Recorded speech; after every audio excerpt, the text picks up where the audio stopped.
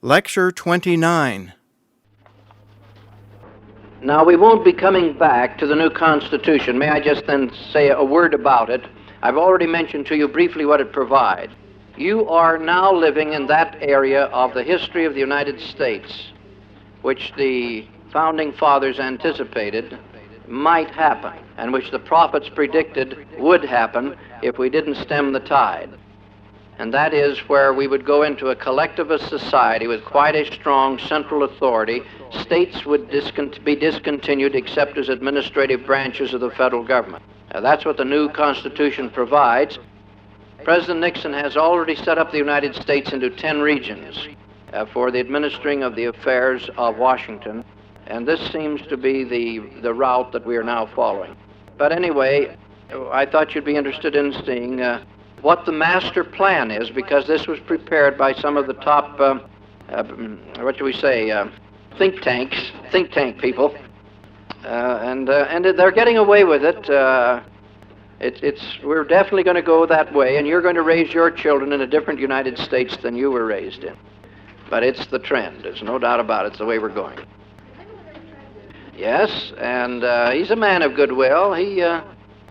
He's only doing what the people insist that he do. It isn't as though, somebody were imposing it on the people. They're getting exactly what they want. As President Lee said, this is the era in which we're living. We mustn't let our knowledge of the fact that these things are happening interfere with what the Lord's work has got to do, because this is going to run its course. The prophecy of what's going to happen now in the United States is in a sermon by Orson Hyde given on the 4th of July in 1856. Now, if you'll all put your universes away, we'll talk about the Book of Mormon. Because the prophecies in the Book of Mormon relate specifically to our era and what we should be learning about, what we can anticipate, because collectivism always leads eventually to war. And that's what concerns us a little bit. But in any event, that's the route that we're going.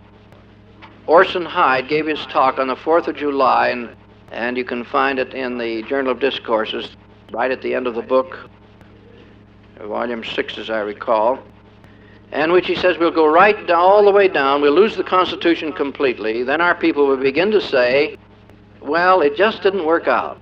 We've got to go back up the other way. Now, it's very difficult to make that popular. It's much easier to sell collectivism where we're going to take care of you, You mean I get it without all this struggle? Yes, that's the promise. And so that's easy to sell. And so Sweden is now in the position of trying to reformulate. The things didn't work out. They weren't as effective as they thought they would be, and they didn't do this out of evil design. They just thought, they really thought it would be better if all the young people were involved in sexual experiences before marriage, so their marriages would be better. Now they got 200 of their top doctors saying this is just having a terrible impact on the personalities of a lot of our young people. This was not the right route. They were even being trained in school to be immoral, which was a very popular program 10 years ago. Now they want to open it up so they can have more competitive free enterprise without all these chokehold controls. But as they said the last time I was in Stockholm, once you've scrambled an egg, see, an egg is so carefully constructed and everything is set up so that everything has its position. If you take away all the institutions that support freedom, it's very difficult to go back. And so they're puzzled now as to just how they should proceed. So what we would like to do is to have our young people know enough about the issues so that as they watch the disintegration which is now taking place, and collectivization is taken over, where we say, well, Washington, do something, and so Washington does. They come down to the person who's running the operation and saying, you're going to do it thus from here on. He'll say, that isn't reasonable. They said, you didn't hear us. You will do it this way from here on. Sometimes it will be reasonable. It's like de Gaulle. He woke up one morning and he said, I don't like all the honking of cars in Paris. When I arrived there 2 weeks later, no honking of cars in Paris. This isn't Paris. It just can't be Paris. I said, what happened to all the honking of cars? De Gaulle did not like it. Well, you say, well, gee, isn't that great? That certainly straightened out something fast. I went out and I looked at all these beautiful new stone buildings. And I said, what in the world happened to all the soot and smoke and all that ugly gook that had collected on those beautiful marble buildings. De Gaulle wanted them clean, and they've been cleaned. I said, well, it's about time, and they're beautiful.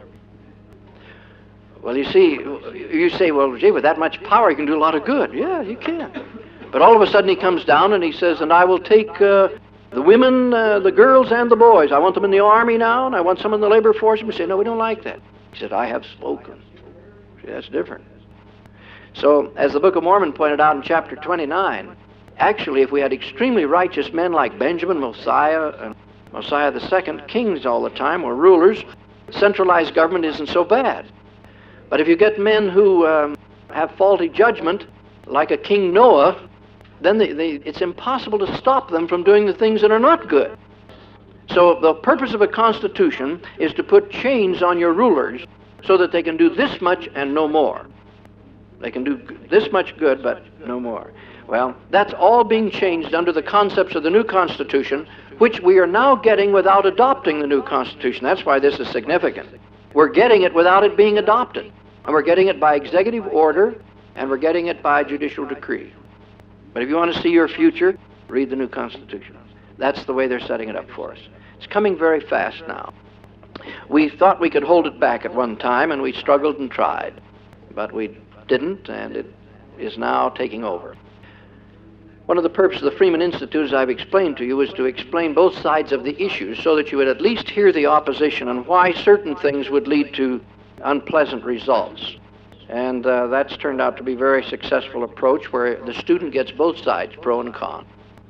And the fact that the side that is the least defensible keeps winning doesn't mean that it's permanent, because eventually our people will come to their senses and they'll say, give us something better, and then we'll have all the arguments that will help our people grasp the excitement of doing it a better way. That's our hope. Anyway, that's where we're proceeding. Any questions on that so far? Now, on page 305, beginning on page 305, are two articles that I wrote for national magazines, and these are photographic copies of the magazine. So don't let them confuse you. For example, let me just say over on page, turn to page 312. Now, if you put that in your book, you notice where it says down at the bottom, continued on page 14, you notice that? Well, now that's in the magazine. Cross that out. Because it's not continued on page 14, it's continued right at the top of 313 in your book. You follow that? You see the situation? In other words, these are photographic copies of the magazine articles. So cross out. Right at the bottom of the page, it's continued on page 14. Everybody got it? Okay. Now, last night for our family home evening, we saw the world's greatest athlete. And it's really something to get a jungle boy he's a decathlon. He takes on all events in a big national athletic contest. So the announcer says, and we have here facing this brilliant young athlete from Africa, the jungles of Africa, some of the finest athletes in the United States. Over here we have the track team and the track stars from the Brigham Young University. Oh, lots of applause. I thought, well, now that was nice. That was real nice to get the BYU, even in the greatest athlete in the world. And there were some other little subtleties that went on. If you notice it carefully, you'll pick them up. But there's no doubt about it. BYU's position on the national horizon since I came to BYU in 1951 has really changed. We were 4,800 students when I was here, 4,800 students. We didn't have this building.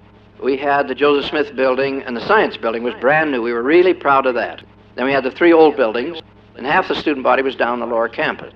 And we'd stay up till 3 o'clock in the morning visualizing an education building and a family living center and a lovely library and an administrative building and a fine arts building and a lovely coliseum and Olympic swimming pools and so forth. We dreamed that.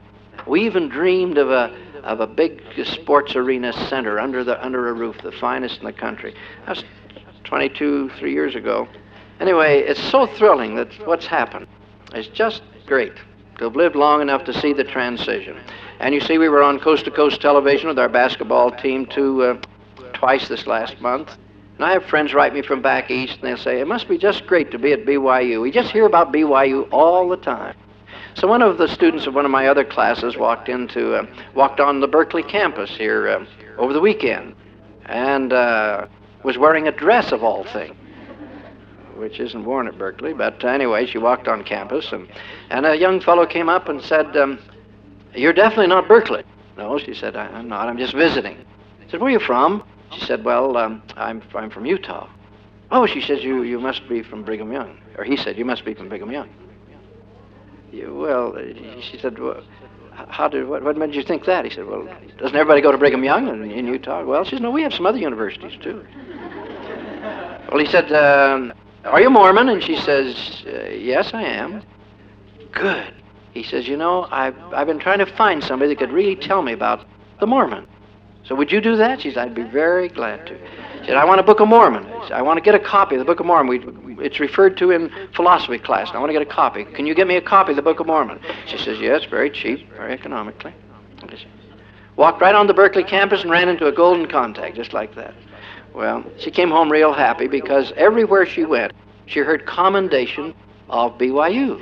Some had some questions about some of our policies that they don't understand, but most of them were very complimentary of the Bible, of the product. So it's just great. All right, now, I mentioned to you in our last class that Lucifer will use monarchies as long as he can get away with it. He can get more bloodshed and more conflict and more destruction of nations and more corruption of peoples under kings than any other way. So he goes for kings, kings, kings. He goes for assassination, competition between brothers. The history of kings is unbelievable. It is so irrational and inhuman. But once the human spirit breaks loose into a framework of freedom, then what does Lucifer use? He works within the system and uses what? Secret combinations. Now, that's what they're using now. And we've got them all around us. And they're not all, a lot of them are in the system without knowing it. When I spoke at Palm Beach in Florida to the roundtable group here a month ago, see, these people are all in on the conspiracy. They're all playing their role. They don't like it. They find they're doing things and putting in millions of dollars where they don't want to put millions of dollars. But it's sort of being maneuvered, manipulated. And so they invited me to come and tell the story, which I did. And here were presence of corporations and large industries that have sort of been drawn into the complex and find their influence and so forth being abused and misused. And we've got to resist it, and that is what's happening. They were good men. It was very gratifying to have that opportunity. It's one of the oldest round tables you see in the country, 46 years old, and it's a front for the control group. And some of them even belong to the major banks and the big foundations that have been responsible, according to congressional committees, in getting us into the rather knotty situation, tied-up situation we're in.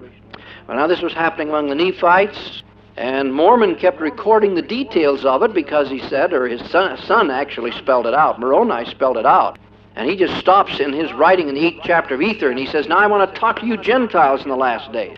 You see what happened to us? You see how they did it to us? Now the Lord's shown me that's what they'll do to you. And this is a commandment of God unto you. You shall rise up and put it down before it gets power over you." And we didn't rise up. And our children are going to say, "Mom, Dad, where were you when this thing was... Didn't you listen to the conference addresses of the presidents of the church?" "Well, we did, but we didn't think it was so important. In fact, we didn't know what to do." "Well, gee, you could have just at least studied what was happening, couldn't you? The president asked everybody to study. Why didn't they study?" I don't know. We got so busy and we were watching TV, you know. Anyway, Moroni really gives it to us. You wait till we get to the 8th chapter of Ether, and he roasts us. And I didn't realize that I was born almost too late to have done too much about it. Much of the groundwork had already been laid. And the momentum of the opposition was already rolling when I was coming up through school like you are. I didn't know it, but I was caught right in the middle of it. And it's really down the prophetic trail now. Well, I don't see us standing up, but it isn't impossible. I'd be so proud of you if we suddenly had a resurgence. I'd be thrilled to pieces, but I don't see that. I see the opposite. I see just a few Captain Moronites here and there saying, you know, it could be done so much better if we could get a little support. But most are kind of taking it and rolling along, and very critical, actually, of those who are resisting it or who suggest there's a better way. No, I don't know that there won't be a resurgence.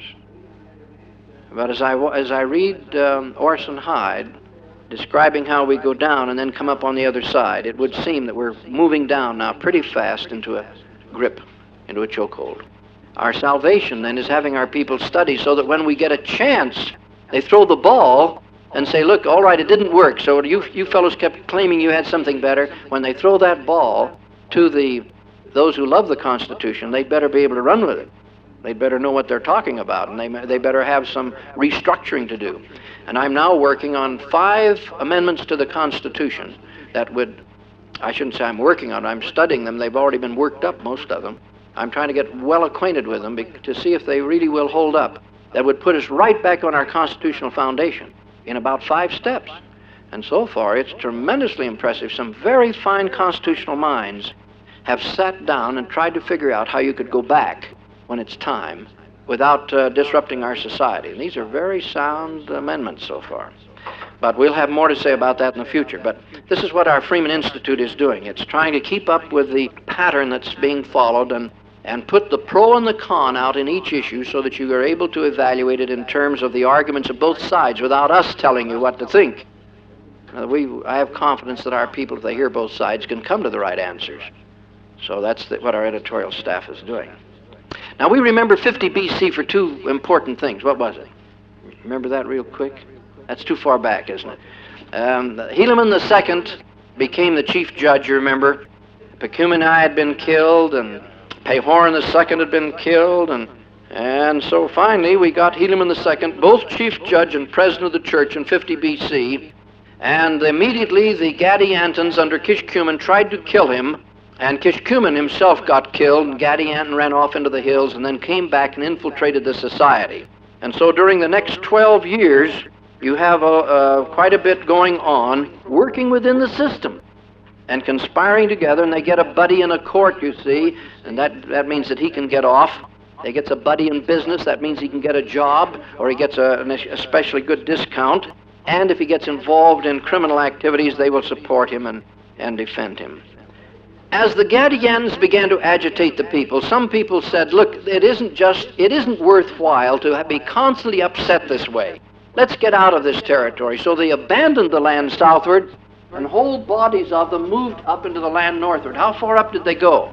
About how far up did they go? They wanted to get so far away that they went as far up as the frost line would permit them to safely go. They could have gone beyond. All us Canadians think they missed the best part, don't we, Tom? Anyway, they went up as far as the Great Lakes region. They settled the Mississippi Valley. They settled the Ohio Valley, and all up through that territory, as nearly as we can tell. I think it's the November issue of National Geographic now tells a story which I've been waiting all my life to hear. Namely, that the eastern seaboard was once very heavily populated with native inhabitants that had cities and elaborate civilized centers, not just campsites for Indian tribes.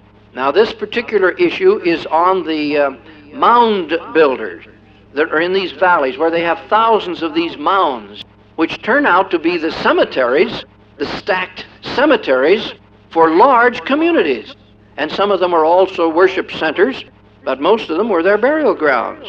And for burial grounds to be that big, you either need to have a tremendous civil war, which was part of what contributed to the mound building, or you need to have large centers of civilization where they bury lots of people over a period of years. So we are now having a complete verification of just what the Book of Mormon said would eventually be found there. I think it's November. I have it at home, and I just forgot to look at the month. But there are 2 great National Geographics that just recently came out, one on the mound builders and one on how the earth was divided into continents, on the assumption it was done very slowly, because they're separating now very slowly, a couple inches a year, you see. They figured it was always that way. No, the Lord says, I did that one fast. I really opened up the great land mass about 2300 BC. And you can see across the floor of the Atlantic and the Pacific where the skid marks, as great, tremendous land masses moved apart. And the skin of the earth was so thin that the magma, which is the molten material inside the earth, just bubbled right up through the floor of the sea. and just went up for 3 or 4 or 5 miles and became the Hawaiian Island and all the other islands of the Pacific. You can just see how they bubbled up. And that's what it says. The islands came into existence and the continents were divided in those days. Yes, it is. It's very popular now. It is the theory. The only question now is whether it happened fast or slow. The scientists have no basis for assuming it happened fast, except men like Dr. Melvin Cook. He said, I can demonstrate in the laboratory exactly how it happened, and it was fast. Those skid marks are the result of a fast separation.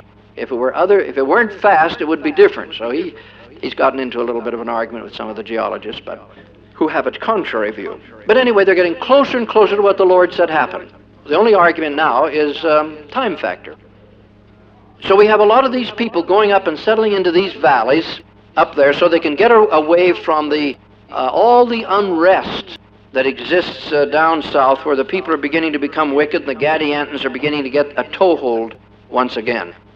We get down then to a description of how they built their cities. And I want you to be sure and remember how to define a house built of cement. I think I mentioned this last time. A house built of cement is made mostly of what? Rocks. Why is it called a house of cement? Because the rocks are cemented together. It is not a concrete house. A concrete house is where the whole house is made of lime. A cement house is where some type of binding material is used to bind rocks together.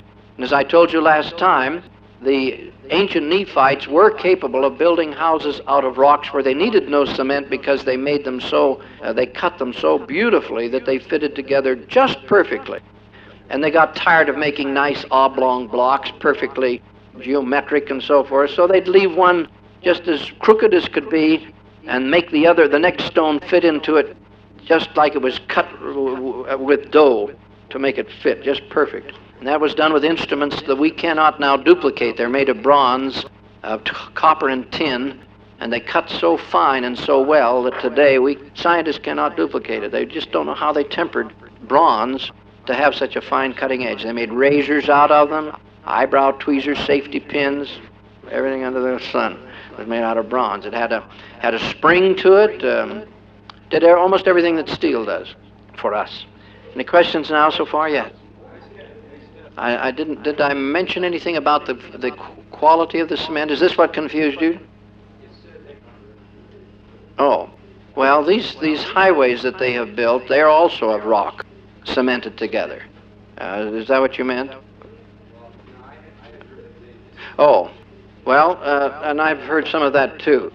The refining of lime, putting it through the kiln and so forth, is quite an elaborate technical operation, and in process of time they no doubt did learn how to take the limestone and crush it and mix other materials with it to make it even better. But we have very few of their stone houses now remaining. I've seen a lot of them in South America built 400 years ago, already have fallen apart. And we would assume that the reason we don't find many of these cement houses in North America was for that same reason, that now that they're getting down, they're finding the foundations of them, but the upper stones did deteriorate. In other words, it's just like today, you have different qualities of cement. But some of those roads you're talking about, built just prior to the Incas and just prior to the Aztecs, they have held up very, very well, which is a later period. All right, now it says that they called the land Desolation. Why did they call it Desolation? Two things. Why did they call it Desolation? Lack of what? Timber. And what was the other? Destruction of the Jaredites. So they called it the land of desolation. Was it a fertile or a desolate land? It was fertile. Okay. Now, the land northward, Mormon says, eventually became quite widely populated, and now, finally, National Geographic says it's true, so isn't that fine? It just takes a little while for science to catch up with the Book of Mormon. And the people lived in tents and cement houses, and they began eventually to ship large quantities of timber from down in the south because they preferred to work with timber if they could. You can build your houses more attractively, etc. And even if you just use it for facing purposes, it's better to use, they wanted to use wood. And Mormon says, I must remind you that I'm only just telling little fragments as I go along here, because these people wrote whole volumes, and I'm taking nearly all of my material as a little abridgment or an abstraction out of what record? The large plates of Nephi. And I'm taking all my material from the large plates of Nephi. Now, Helaman II was a very righteous judge, and he did everything he could to hold these people together. But he was obviously not making it. And the people were corrupting the law. They were supporting the Gadiantans, and he could see that things were disintegrating. So he had two sons. What were their names? Nephi and Lehi, and these two men turn out to be great persons in Book of Mormon history. So he taught them. We didn't know what he taught them until after he died, and these two boys, these two young men describe what their father had told them, but he was a great man. All through the 40s BC, you have the churning gradually developing, which was agitated by the Gadiantans. Reminds me of the 60s. In 1959, there was a meeting of a certain group of people who were anxious to create a credibility gap in America and get the young people involved in riots and obscenity and coarse language and extreme styles, and they mapped the whole thing out, just what they would do to get a real struggle going. And it was based on their experience in Cuba. And they had found that they really were able to separate the rising generation from their elders by having the young people think that it was to their advantage to do about the opposite of what the elders said. If the elders said to have refined language, then we have obscene language. If they said to dress nicely, then we dress grubby.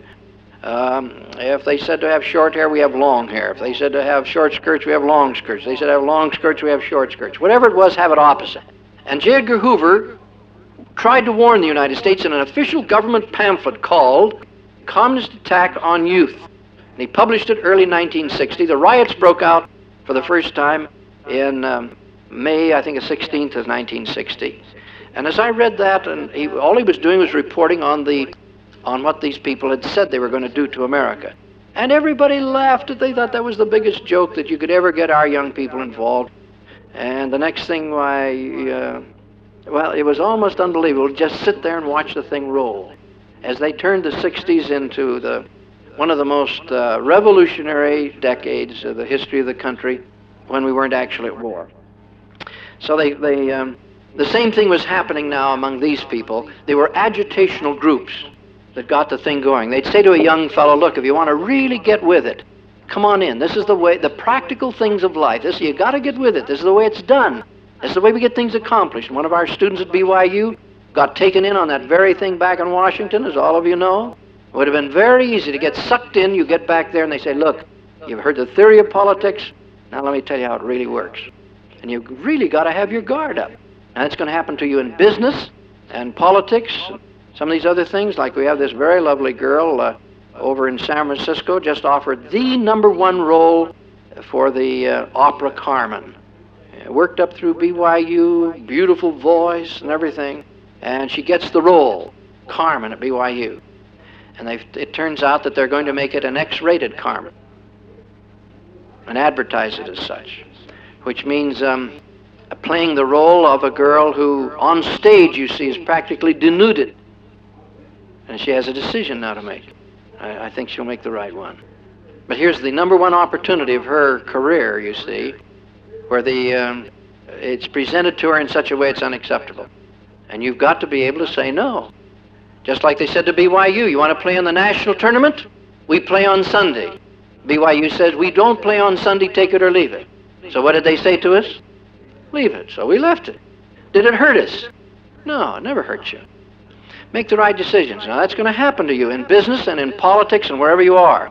Now it happened to the young people in the Book of Mormon days. They'd come along with it and they'll say, look, do you want a percentage of this operation we got going down here? Well, yeah, how do I get in on it? Join the union. Join the combination. Take the oath. You mean that's all I have to do? Yeah, that's all you have to do. We just want to know you're one of the brothers. One of the brothers, you see.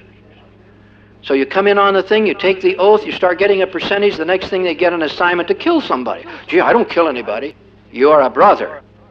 You either kill or be killed. Gee, they didn't tell me that. We're telling you now. That's the way the Gadians work.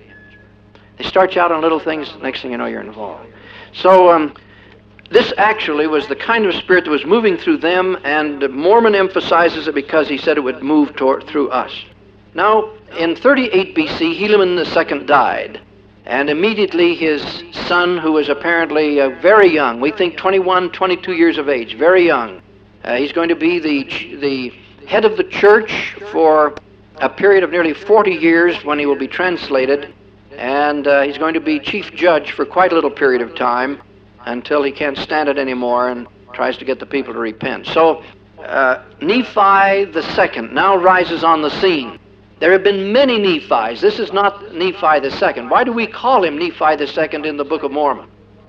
Why is it that he Nephi II? So all of the kings were called Nephi, so he's not the second Nephi in that score, is he? He's what? The second chief judge named Nephi. It's not quite yet because we didn't have a Nephi I as chief judge. Actually, Nephi the first was a ruler, though. You're close on there. Well, I just want you to think of that problem a little bit, because all of the kings of the Nephites, you see, down to 91 BC, were all called Nephi. All of a sudden, he appears on the scene as Nephi II. And then we get Nephi the third, and then we get Nephi the fourth. Actually, all that Mormon is doing here for us is saying the first great Nephi was the son of Lehi. This is the second great Nephi. This is the second great Nephi. And his son is the third great Nephi. And then the grandson is the fourth great Nephi. That's really all he's doing for us.